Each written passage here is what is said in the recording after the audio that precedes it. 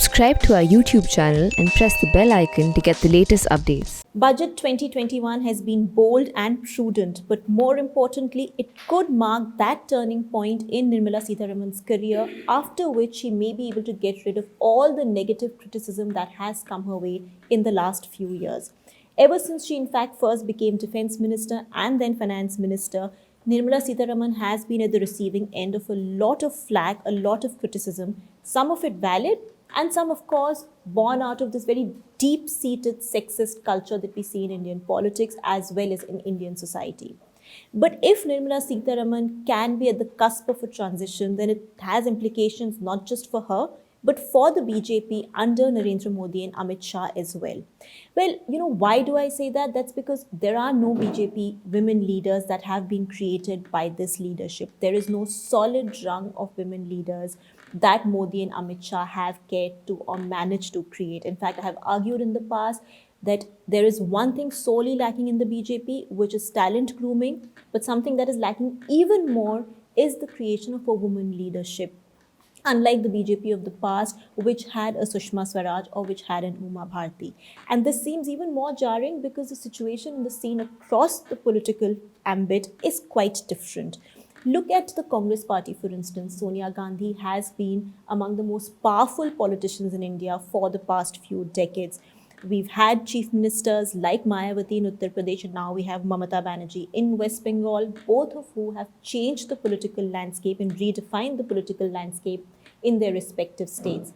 Then in Jammu and Kashmir, there is Mehbooba Mufti. We've had Jayalalitha in Tamil Nadu, who was a hugely popular leader.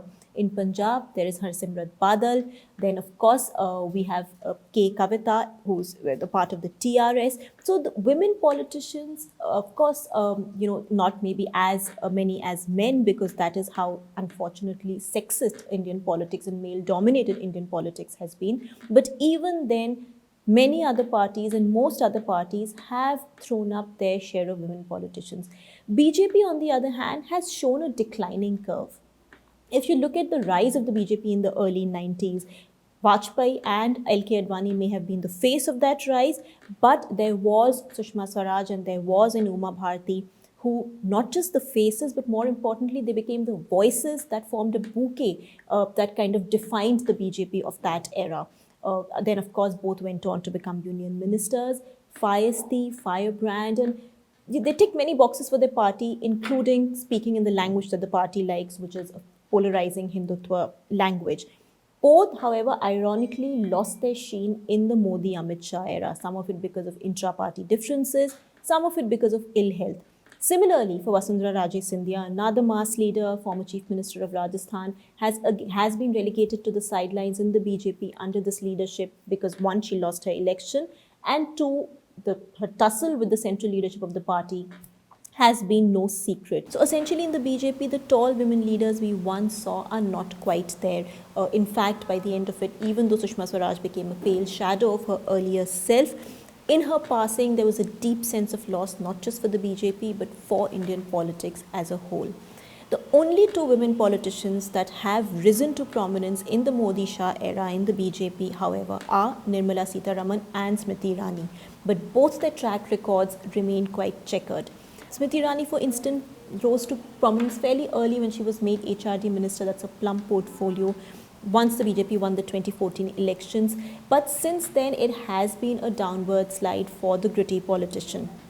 Unfortunately, a series of faux pas, brazen hubris, a lot of bad press, bad decisions, bad administrative calls meant that Smriti Irani has been, in fact, was stumbling from one demotion to another. As a mass leader, however, she proved herself once she won Amethi in 2019. She became the dynasty slayer. So while Smriti on one hand has managed to win an important election and put forward her political heft, her administrative heft, the other aspect of being in the government is something that was lacking. In this term of the Modi government, however, there have been very few missteps by her, and she seems to be reinventing herself and could be up for a promotion whenever the next cabinet reshuffle happens. Nirmala Sitharaman, on the other hand, has no mass base, has not been an electoral politician. In fact, has been a political lightweight. So her pick as defense minister and then as finance minister was surprising. And unfortunately for her, she displayed a lack of domain expertise, lack of domain knowledge publicly several times. As I said, there was also a lot of backlash against her because of deep-seated sexism. For instance, when she made that comment in Parliament about onions while debating the rising prices of onions, and she said, I come from a family where nobody eats onions and garlic. There was a silly, insensitive, and politically incorrect statement.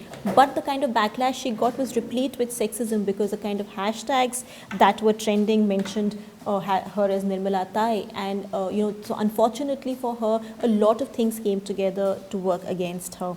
Then when the economy started showing, terrible signs of a downslide, she became the face of that slowdown.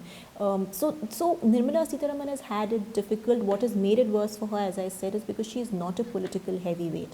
This budget, however, could be a defining point in her career because what she presented made sense. She looked like she was in control, and it is important for the finance minister at this point to have presented a bold budget like this.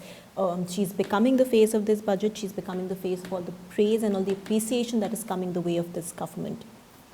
Does this mean that she can be the next Sushma Swaraj? Well, that seems a little unlikely, and there's a long, long road ahead before anybody in the BJP can match up to that, because what Sushma Swaraj brought to the table was both political and administrative heft, which at this point no woman leader in the BJP seems to have.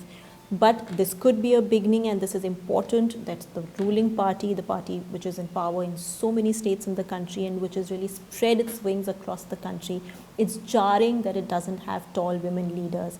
And here's hoping that with this budget that changes and both Nirmala Sitharaman and Smriti Irani are able to rise to prominence. For more, log on to our website theprint.in to read my column Politics.